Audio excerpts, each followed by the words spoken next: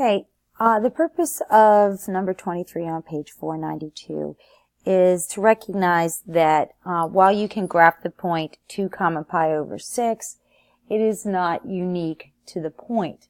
The same point can have an infinite number of coordinates to represent it. So we're asked to find all its polar coordinates. So what we want to do is recognize we can just keep going the whole way around the circle as long as we are 2 units out.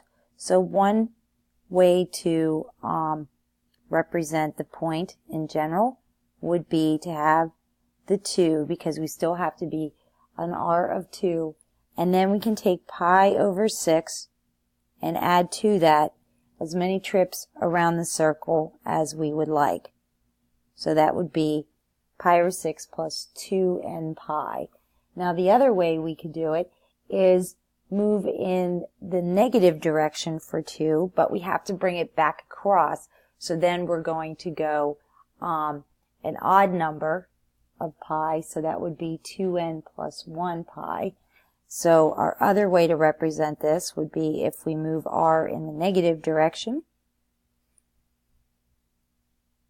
So negative 2, and then we take pi over 6, and we would add odd units around the circle.